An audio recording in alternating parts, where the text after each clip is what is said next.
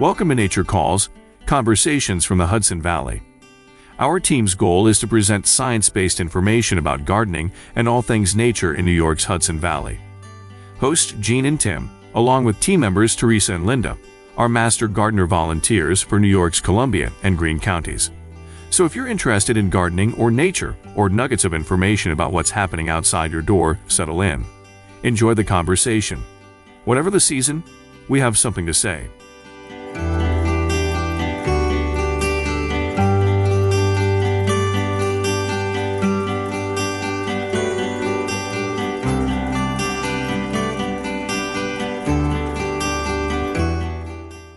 Hi, I'm Tim Kennelty. And I'm Jean Thomas. And welcome to another episode of Nature Calls, Conversations from the Hudson Valley. Who's our guest today, Jean? Today our guest is Tim. Me. I'm the guest. Okay, great. What am I talking about? We're talking to Tim about pollinators. Yeah, pollinators. This is one of my favorite topics because there's so much you can do to support pollinators. And when we say pollinators, we're generally talking about bees and wasps and butterflies and moths. Pollinators are incredibly important to our ecosystems, but also important to our food supply. I mean, so it's not just about looking at the pretty butterflies out there. It's really talking about supporting our food supply as well. What else are you going to cover, Tim?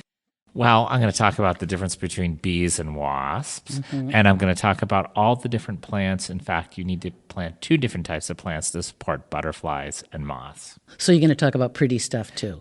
Pretty stuff, exactly. Okay. I hope that you're going to be listening to that one, Jean. I'll try. Okay. I'm going to listen to Teresa. Of course you're going to listen to Teresa. Teresa's great, right? Mm-hmm. And what is she talking about today on the Veggie Patch? She's back in the Veggie Patch, and she's is. starting veggies from seed. You know, this is going to be a good one because I have never been able to do this. I think it's really challenging to start them from seed. She's going to talk about all the preparation that you need to do and different types of veggies that you can grow directly in your garden from seed and those that you have to start ahead of time. And the reasons that it's worth doing the different work. Yeah. Yes. Yeah, absolutely. And Linda is going to be back with Hum of the Hive, right? That always makes me smile. It makes me smile. It makes me smile a lot. And she's talking about field bees. And who knew? Field bees are the pinnacle of achievement for a bee. Yeah, the most mature bees go out in the field and they collect water and pollen and resin and nectar. They're really important. And I have to ask Linda one day, they're like tiny little pilots, aren't they? You think they get their wings with little ceremonies? Well, not are they pilots, but they're also dancers, according to Linda, right? Yes. When they find really good pollen and nectar, they come back and do a waggle dance. She's going to talk all about that. I can't wait. It's the best. It's really, really a cool episode. And we should go sit down somewhere and listen. Or waggle. We'll go waggle somewhere.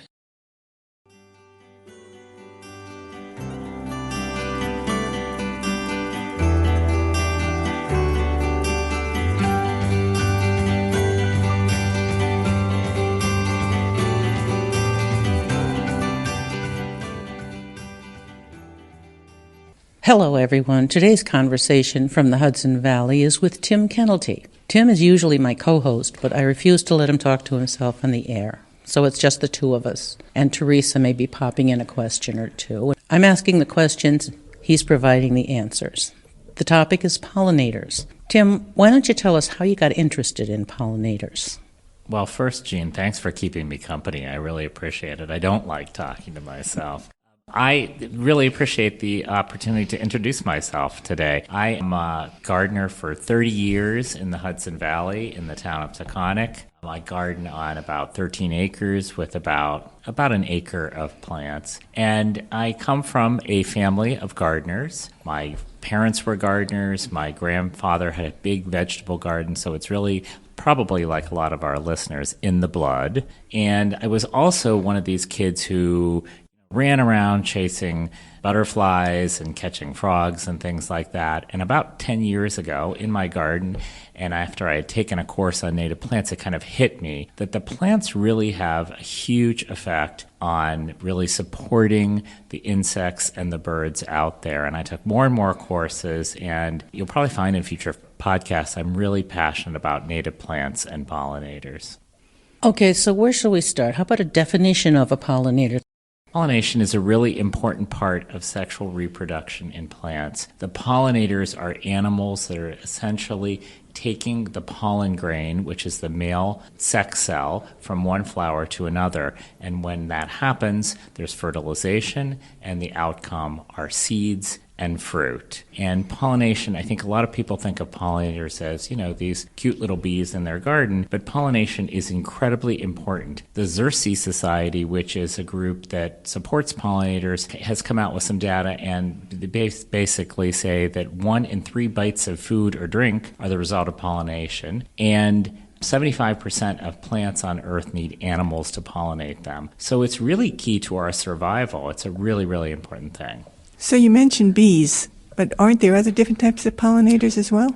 There are. Bats and birds are thought of as pollinators, but really the pollinators, when we're talking about pollinators, we're talking about insects, and we're talking about 4 main groups of insects. We're talking about bees and wasps, butterflies and moths, beetles, and flies. And when we're really talking about pollinator gardens, we're really talking about bees and wasps and butterflies and moths and how we support them.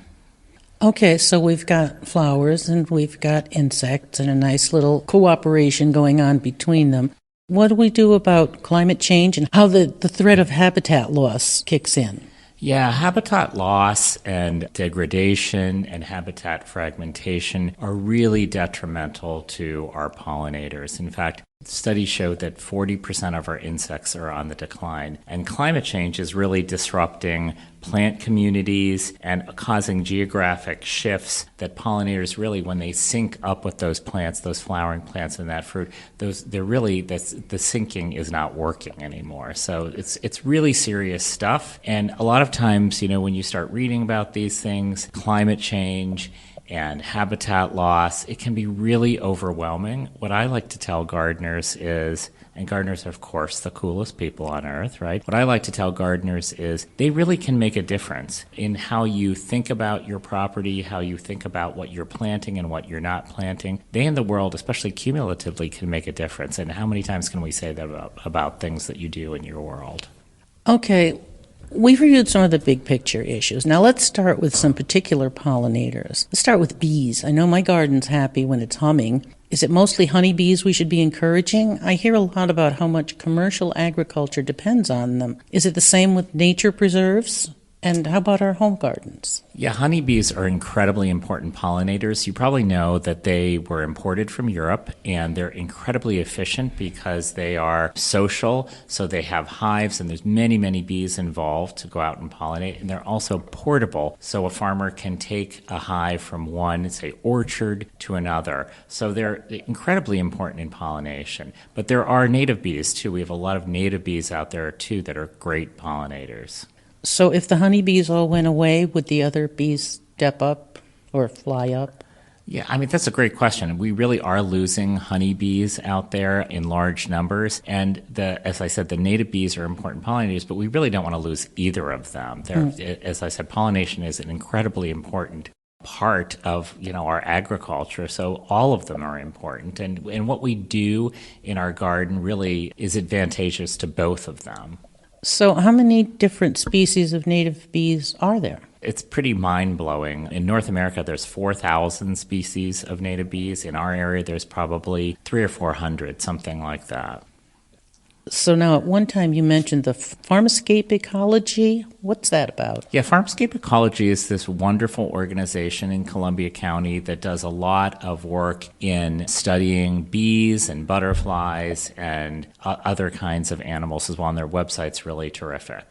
When you're talking about bees, do they all live together in hives? Yeah, that's kind of a common misconception. When people think of bees, they usually think of honeybees that are social, but our native bees, actually about 90% of them are solitary, which means there's a single male and a single female. They go off and mate, and then usually the male dies then, and the female lays eggs, and the cycle begins again. So not many of them are social. Bumblebees, which are native bees, are social, but the rest of them pretty much aren't. And a lot of people think of that they have all the bees are social and they have a hive, and you see it up there in the tree, but generally about 70% of native bees nest in the ground, and most of the rest of them are nesting in kind of plant stems and things like that. So really not what most people think about native bees. Are all these native bees pollinators? Yes, any bee that's out there is consuming pollen and consuming nectar. They're out there doing that. And when they do that, they're kind of physiologically designed to carry that pollen. So they've got these hairy legs and they go from one flower to another and they inadvertently take pollen from one flower to another. So they're all good pollinators, yeah. Do native bees go after different types of plants than honeybees? Yeah, that's a great question, Teresa. Not that Jean hasn't had good questions, but that's a great question. Because of coevolution, and that's really the kind of important thing here. Those native bees have co-evolved with different flowers out there, and so their body parts have co-evolved. So there are long-tongued bees and short-tongued bees, and they've co-evolved to pollinate particular flowers and to eat nectar from particular flowers. It's really kind of fascinating when you start looking into it. So, Tim, have you ever heard of buzz pollination? I really haven't heard of that. So since you're the bee person, Linda, you should tell us about that. I'm going to turn the tables on you. You should tell us about it. Well, during buzz pollination, certain bees use muscles in their thorax. That's the middle of their body. And that produces vibrations with really high frequencies that shake and dislodge pollen in the air. And it creates a really fine cloud which coats the bee's body. Some of that pollen then gets deposited on the next flower the bee visits, which results in pollination. Bumblebees are especially known for this type of pollination. So the next time you hear an audible buzz in the blossoms of your tomatoes, green peppers, and blueberries, you might want to take a look. I bet you might just see a bumblebee latched onto a stem, just buzzing away in a cloud of pollen dust. It's really quite fascinating to see. Bumblebees are just so incredibly cool. They're the first bees to be out there in the spring, and they're the last ones. I saw bumblebees in my garden in mid to late November this year. Yeah, and I think there's like 40 species of native bumblebees. It's very cool. I love bumblebees. But aren't bees dangerous? They all got stingers, right?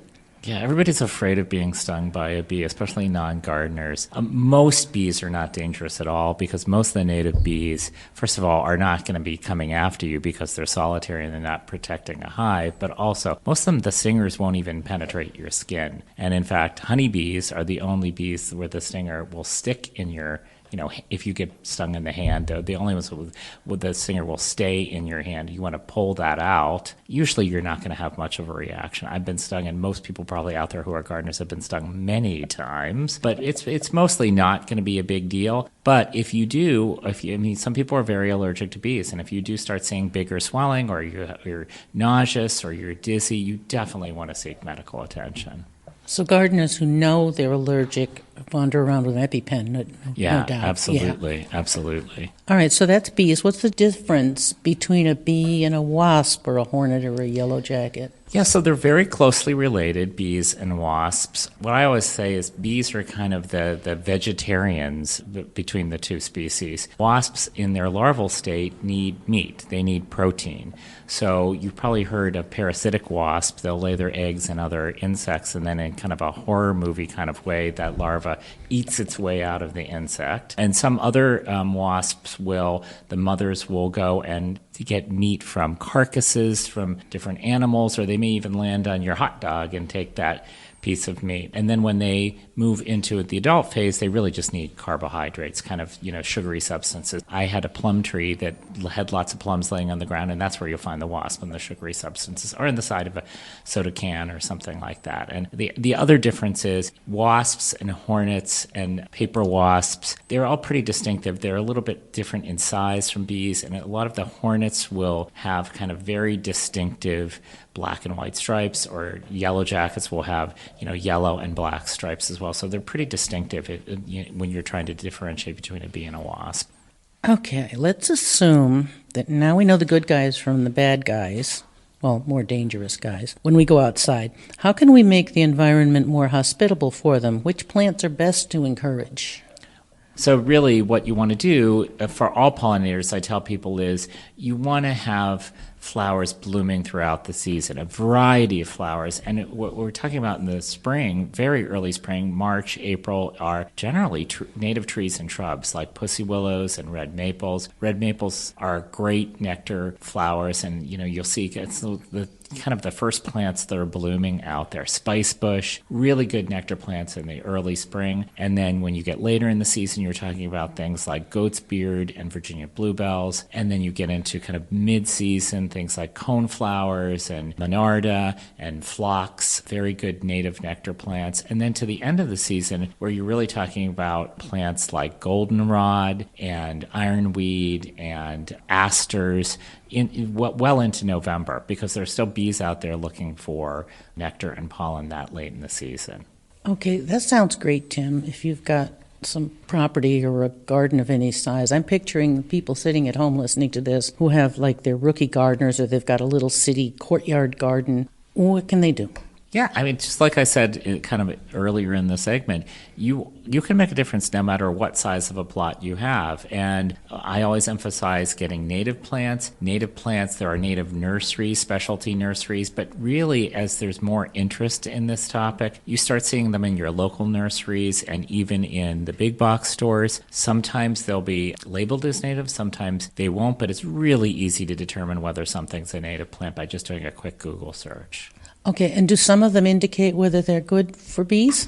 Yeah. And I mean, it's one of those things, too, where just do a little bit of research online and it will tell you whether you can very easily determine whether something's a good nectar plant. And again, I always emphasize natives. A lot of the really strictly ornamental kind of non-native plants like peonies and lilacs and roses are not going to be great nectar plants. They're going to be okay because of that coevolution. And, those bees have evolved with those particular flowers. But one of the things you can do if you have kind of a lag in bloom or you don't have a lot blooming around your property is you plant some annuals, things like cosmos and, simple marigolds, simple zinnias that aren't double flowered. Those are really great nectar plants too, to kind of fill the gaps. And those are native somewhere. Yeah, they are native somewhere. Exactly. It's like it's at 5 o'clock somewhere in the world, right? Yeah. Okay, now we know all about bees and wasps. Let's talk about some other insects like moths and butterflies. We see butterflies around flowers all the time, so they must be good pollinators, right? Well, they're pollinators. I don't know if they're good pollinators. They're not as good at pollinators because they are, as bees, because they don't have the same body parts. They don't have the same kind of hairy legs that bees have that carry the pollen. However, they do go from flower to flower, so they do inadvertently carry that pollen along. So they are pollinators. They're just not quite as efficient of pollinators as bees and wasps are. Here's the big question that kids always want to know. Butterflies and moths, what's the difference? Yeah, it's kind of back to biology class, right? And some of the things would be pretty obvious, right? If it's flying around during the day, it's probably a butterfly. There are exceptions because there are moths that fly in the day, but it's probably a butterfly. If it's kind of dull colored, a gray or a tan, it's probably a moth, although they're brightly colored moths too. And there's different physiological differences and things like that. But both of them, I mean, they're very, very closely related. They're both from the order Lepidoptera. They both have scaled wings. They both have large eyes. So they're similar, but again, it's kind of time of day. And if you're seeing something that's brightly colored, it's probably a butterfly. Okay. Now, from third grade, I kind of remember that butterflies and moths go through a whole bunch of stages of lives. And when they're caterpillars or eggs, are they good for something else? For the critters? Boy, I don't remember anything from third grade, so I give you credit there. I'll tell you about Mrs. Hamilton.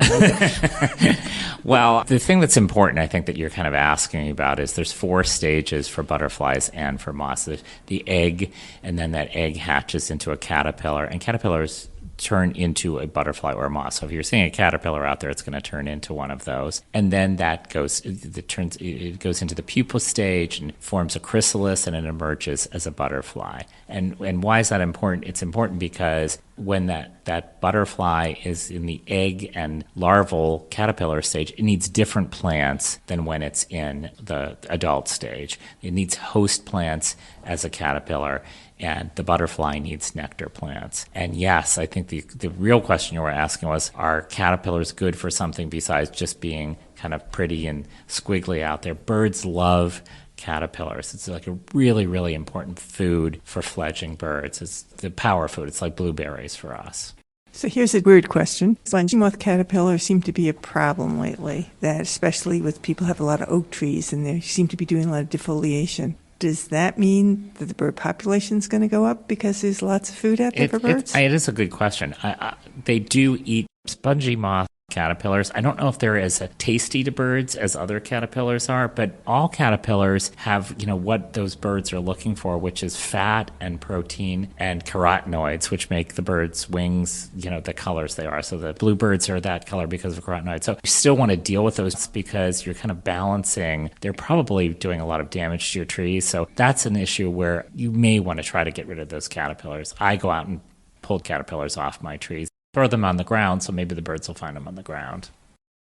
You're such a good boy. I'm innovative, aren't I? You are. I never would have thought of that in my whole life. I bet you would, Jean. You have a great garden. Maybe. Okay, so now is that the reason that there's like a bajillion of everything that gets created? Yeah, I think that's probably true. I think that's probably true. And of course, what we talked about in the very beginning of this, the fact that insect populations are declining, it really has an effect on everything because they're really kind of the key component of the food web. So birds eat insects, and so if we have fewer insects, we're going to have fewer birds.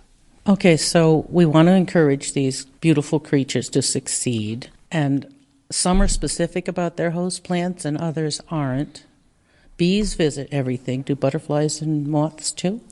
Well, butterflies and moths need nectar, so some of them are fairly specific about the flowers that they will land on, but certainly host plants are very specific, and this is kind of the really cool part of nature. Those host plants, because those caterpillars have co-evolved with those plants, in many cases there's this very specific relationship. So I have a lot of spicebush swallowtails in my yard, and the only reason I have them there is because I have the host plant, which is the spice bush or the sassafras, but they really prefer spice bushes. That's the only plant that butterfly is going to lay its eggs on.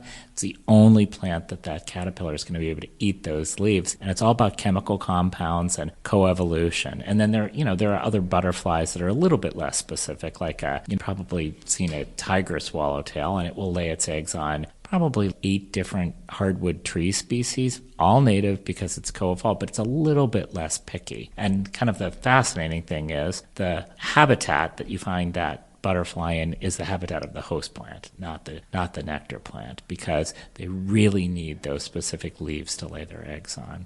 Okay. So if you've got a particular favorite butterfly, you could make sure you know what that butterfly requires and that you have some of that growing in or near your house. Yeah, it's basically like if you plant that, they will come. I mean, I never had spice bush swallowtails until I planted spice bushes. So yeah, I mean, it's like they're not automatically going to come, but you need that host plant if you want that particular butterfly. And you asked me about farmscape ecology. If you're in the Hudson Valley, they have an amazing chart on their website that includes all the butterflies that have been sighted in that county and the host plants. Okay, so the classic example, of course, is host plant and butterfly is the monarch. And I have friends to whom a milkweed plant is sacred. It is sacred. You don't move it. You wherever it's growing. Are you moving milkweeds, Jean? I am, shamelessly. Yeah, they're hard to move, actually. No, not when you get them in there, but never mind.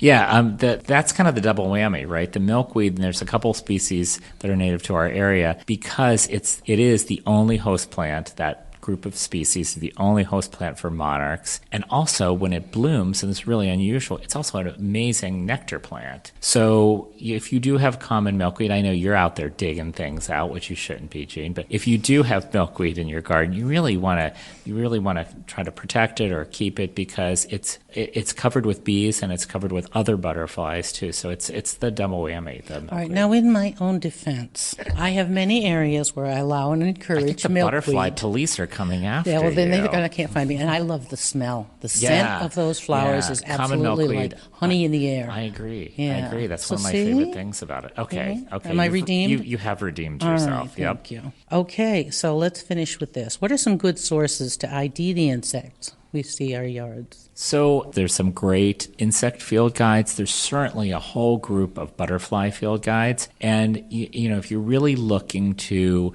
identify butterflies in your garden, it's great to just pick up a field guide. You can pick them up even used on Amazon, and they will tell you host plants. They'll give you photos for identification. They'll give you range. So I always say, one of the first things you want to start with is an inexpensive field guide. But if you're also a little bit adventurous, you may want to try an app like iNaturalist or their more simple app, Seek, where you take a picture and there's artificial intelligence which will give you basically a couple of different species, but it basically identifies the insect. And I use it all the time. And I recommend it all the time for insects and for plants. It's a great ID tool. Great. I've used iNaturalist, and it is almost idiot-proof.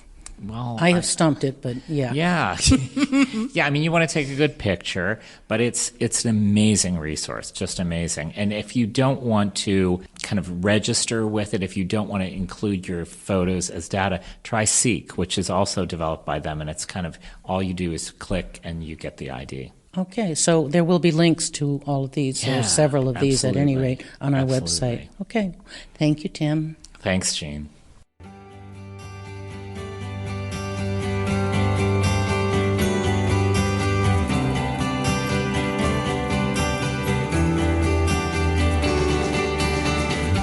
You're listening to Nature Calls, conversations from the Hudson Valley. Stay tuned for The Veggie Patch.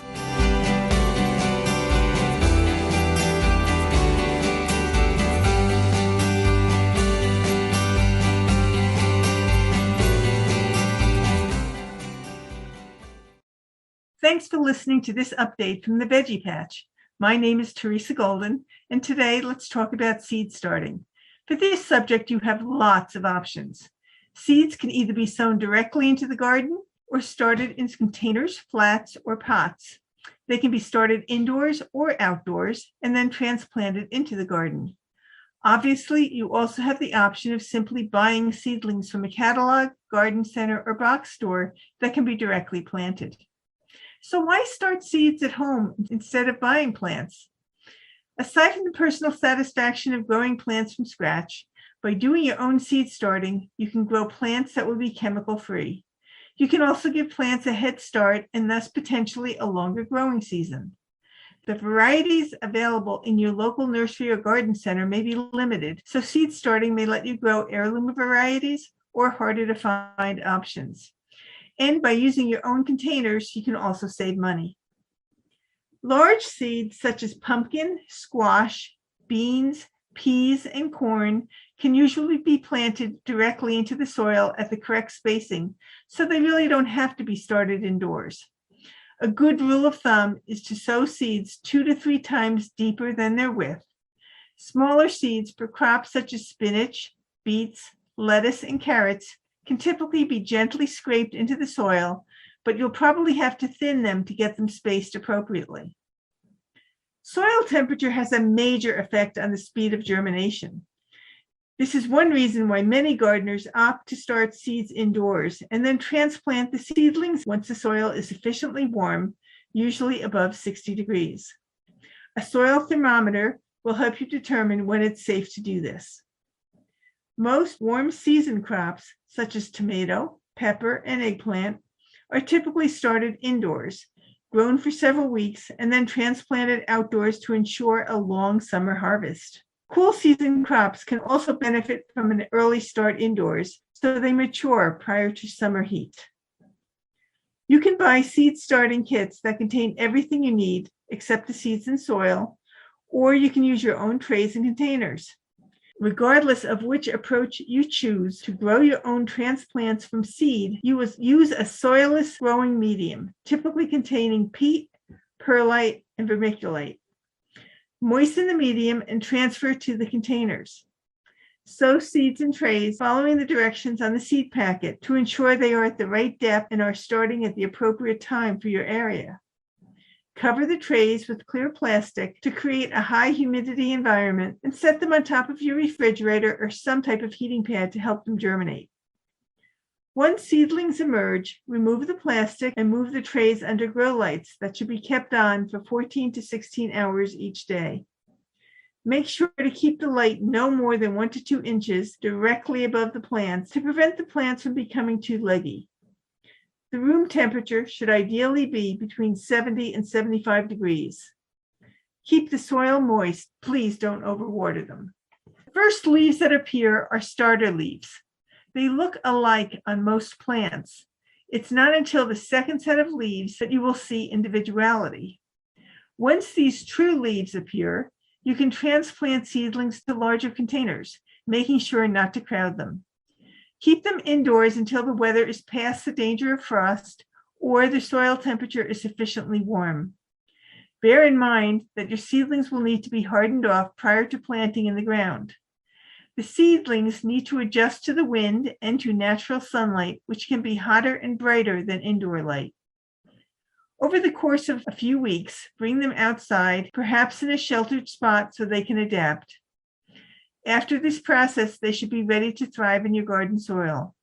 Happy planting! Until next time, this is the Veggie Patch.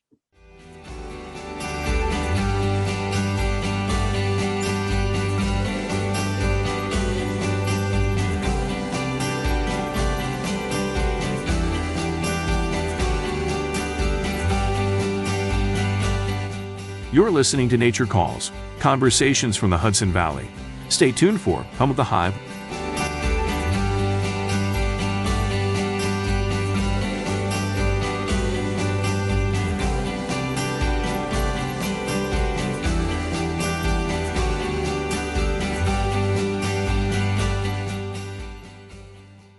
Welcome back to the Hum of the Hive, a recurring segment of Nature Calls that follows the honeybee through the 4 seasons.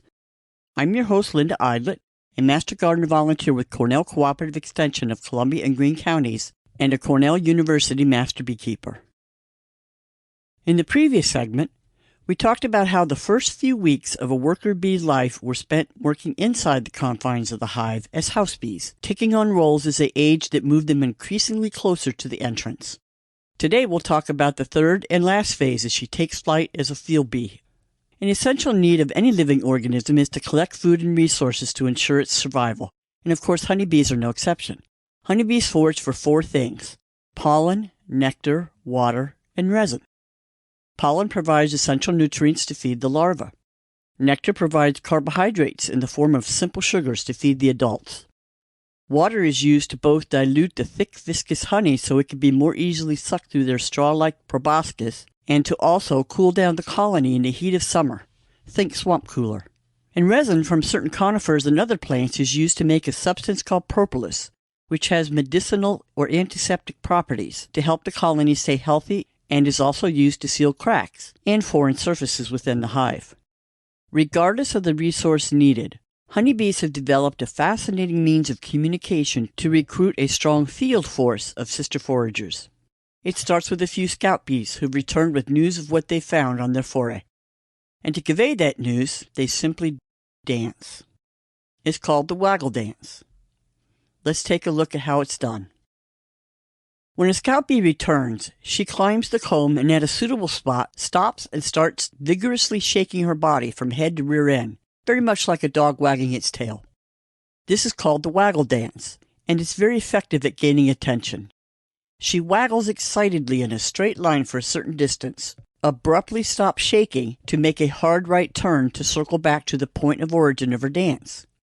Then she repeats that waggle phase with the same vigor, direction, and distance as before, but this time on the second round, she turns a sharp left to circle back again to the point of origin. This first round completes a figure 8 pattern, which she'll keep repeating over and over and over to recruit sister foragers. She might even stop a few seconds to extend her proboscis to give potential recruits a little taste from her honey crop of what she's collected, just to seal the deal. So what is this dance communicating, you might ask? Well, researchers have discovered 3 things. First, the vigor or excitement of her waggle indicates the quality of the nectar. The more excited the waggle, the higher quality she's trying to convey.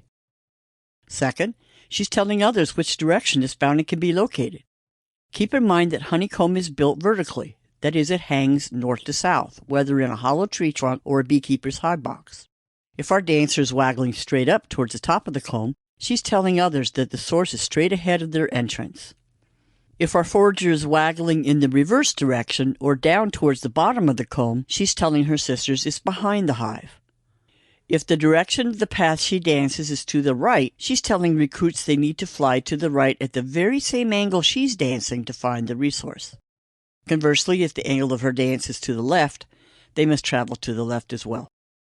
And the final critical piece of information our waggle dancer is conveying is distance. The length of time that she waggle dances before turning either right or left to the point of origin tells the prospective recruits how far to fly. 1 second of waggle equals a kilometer in distance the nectar source is located. Often many foragers are doing the dance at the same time. Think of it as sort of a dance-off, with each dancer trying to recruit as much help as she can to gather the bounty of resources she's found. Each waggle dancer is communicating to her sister foragers the quality, the direction, and the distance of what she's found. And how do we know all this? Although this behavior has been observed in writings centuries ago, it wasn't until an Austrian ethologist named Karl von Frisch published his investigative work in 1927 on the meaning of the waggle dance that a theory was offered to decipher this behavior. But his theory that bees communicated by dance wasn't too well received at the time. However, with subsequent research in the decades to follow, his findings were not only accepted as valid, but he was also awarded the Nobel Prize in Physiology or Medicine in 1973 for his original research. While all of this is quite amazing to us, it does come at a very high toll for the busy forager.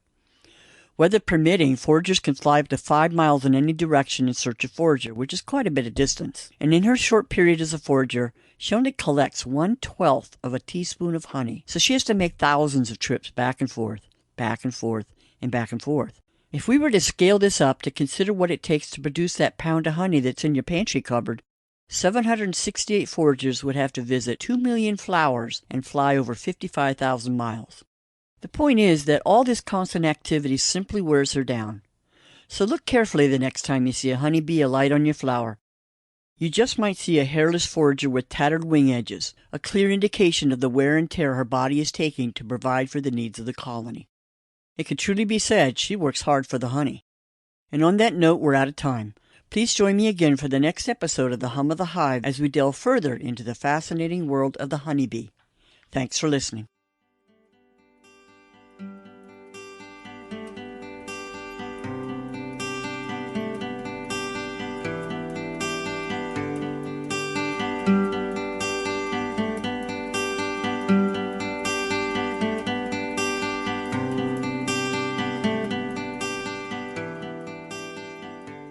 That concludes another episode of Nature Calls, Conversations from the Hudson Valley.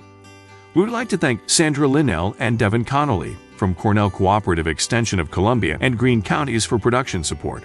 And a special thank you to our listeners for joining us on this episode of Nature Calls, Conversations from the Hudson Valley.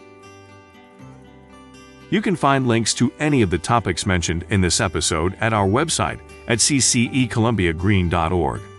Comments and suggestions for future topics may be directed to us at columbiagreenmgb@cornell.edu or on the CCE Master Gardener Volunteers of Columbia and Greene Counties Facebook page. For more information about Cornell Cooperative Extension of Columbia and Greene Counties, visit our website at ccecolumbiagreen.org or visit us in Hudson or in Acre.